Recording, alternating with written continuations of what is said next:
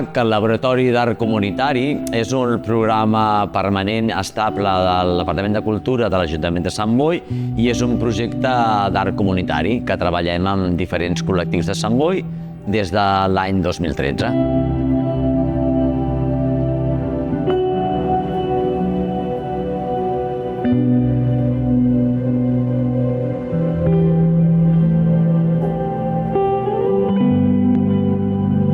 Han treballat els col·lectius de Bat-ras, la presó de dones, Ocioteca, que és d'aquí de Sant Boi, de la Fundació Cassià Just, dos col·lectius del Benito Meni, un altre de la Llar d'Avis i després el col·lectiu Suma, que és amb el que treballem nosaltres, que és un col·lectiu de dones que estan a la Fundació Marianao.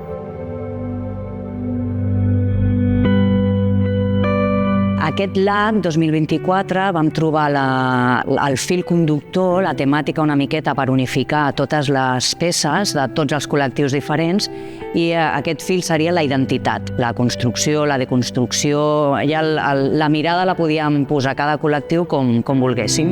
Quina opinió, quina visió o com construeix la identitat una persona que viu en un hospital psiquiàtric, una persona amb una discapacitat intel·lectual, algú que viu en una presó, com construïm la nostra identitat. Aquest ha sigut el leitmotiv del LAC. El LAC es pot veure a dos espais d'art. Aquí al Centre d'Art, com no pot ser d'una altra manera, aquí a Sant Boi, al CCCA, i també al Centre d'Art Santa Mònica. Hi ha peces com aquesta que estem veient aquí, que comença aquí al Centre d'Art i continua després al Centre d'Art Santa Mònica i és un diàleg entre els dos centres d'art. L'Andrea Martínez ha treballat amb el Centre Penitenciari de Dones de Bat-ras, a Barcelona. El que podem veure a Sant Boi són aquest password que ha treballat amb totes les dones i aquest espai que podem veure amb colors i que recrea diferents espais. Recreen aquells espais que les dones de la presó no poden tenir. Un espai de cuina, un espai de tocador, un espai de jardí. D'alguna manera recreen tot allò que elles han perdut i no hi tenen accés des que estan recloses a la presó. També l'Andrea ha treballat amb el grup de l'Ocioteca de la Fundació Cassià Just, una peça que es diu Cuerpo Sentido. Aquesta peça ens parla de com creem la nostra identitat a partir de com sentim el nostre cos. El nostre cos és el reflexe de la nostra identitat i ells han agafat el concepte del tatuatge. Han recreat el cos com per dintre, com l'ànima, amb un tul que quasi bé sembla com una figura fantasmal i en aquest tul, amb aquesta peça tan delicada, han brodat coses que són molt importants per a la seva identitat, des d'allò que els identifica amb tatuatges reals als seus hobbies o allò que tenen o allò que els agradaria tenir i no tenen. Nosaltres, amb la Gàlia, hem coordinat aquest col·lectiu que el col·lectiu es diu Suma, tots són dones, i treballen a nivell emocional, a nivell cognitiu, aprenentatges, manualitat. Hem fet aquestes dues peces, la del fons, aquest tronc, era perquè volíem visibilitzar una miqueta la idea de la identitat com les arrels i les volíem exterioritzar, llavors va sorgir aquesta idea de girar el tronc i deixar la nostra identitat a la visibilitat de tothom.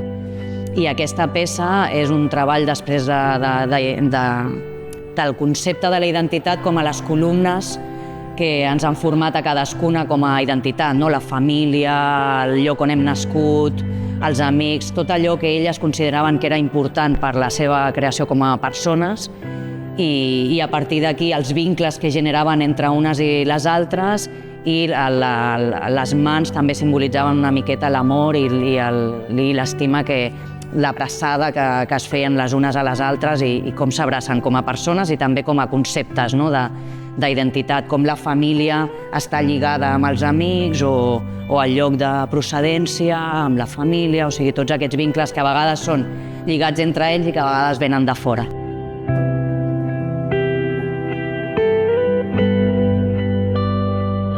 He estat col·laborant o facilitant amb el col·lectiu Llar d'Avis Sant Josep hem parlat del dolor físic i mental, del que suposa conviure en un cos que està envellint i que està patint diferents processos de dolor. ¿Vale? Llavors això és expressat amb una peça que es diu Cartografia del dolor, perquè al final una mica el que fa és pretendre com puntejar tots aquests espais de dolors que té el físic, però també la part mental. Les peces que estan aquí al terra representen diferents parts del cos que amb elles hem detectat que són parts que els hi fan mal de forma constant. Quan vaig pensar en com instal·lar això en aquest espai, hi havia una cosa clara i era jo volia que estigués instal·lat en l'espai de manera que no es pogués transitar. Per això hem posat aquestes dues cordes perquè tinc un pensament recurrent en com es comporta la societat amb el dolor que pateixen les persones grans i és passar d'aquest dolor, no? Perquè com assumint que són cossos que ja estan al final de la seva vida, creiem que és una cosa que no hem d'atendre i jo crec que en tot el contrari hauríem d'aconseguir que aquestes persones tinguin una atenció molt més acurada perquè precisament porten molt de patiment físic acumulat i psicològic. Llavors, la forma d'expressar això era amb les peces aquestes que veieu al terra, que és aquesta cartografia del dolor, però a la vegada també amb frases que durant tot el procés jo he sentit per part seva, però el que he fet per preservar la seva intimitat és modificar-les. Jo soc Roser Albareda Serra i estic a l'Art de Sant Josep, de Sant Boi. I jo he fet la pintura i la part artística. A mi em feia mal l'ombro, doncs a mi van fer la forma de l'ombro que jo em sentia delicada. I els altres companys van fer les parts que els hi feia mal. Per exemple, genolls, l'esquena, i així van anar representant tota la part del seu cos. He plantejat això com un treball manual per distreure'm i perquè és la vida i ja hem de seguir. També podem gaudir de la peça del grup de les senyores que cosen i canten, que és un grup de persones residents a l'Hospital de les Germanes Hospitalàries Benito Meni. És un grup de senyores que els hi encanta cosir i que els hi encanta la roba. Quan van començar a treballar el projecte, per elles, la seva identitat ho relacionen molt amb la roba que porten. Són persones que viuen en un hospital des de fa molts anys, no tenen objectes pràcticament personals i el que més les identifica i el que més repercuteix a la seva identitat és com van vestides.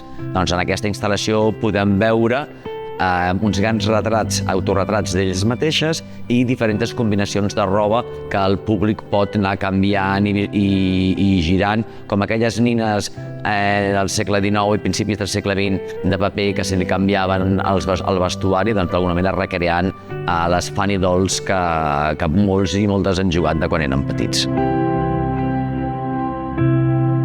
També podem gaudir de la peça de l'Helena Garcia, que ha treballat amb el centre de dia també de l'Hospital Benito Meni. L'Helena ha treballat el concepte de la identitat des del punt de vista de la màscara. A vegades la nostra pròpia identitat està formada per diferents màscares o la nostra identitat està amagada darrere d'una màscara. Aquest concepte de la màscara i també de tindre la mirada i tindre l'empatia de veure el món des de la mirada o des de la màscara d'una altra persona és la instal·lació de la que ens parla l'Helena.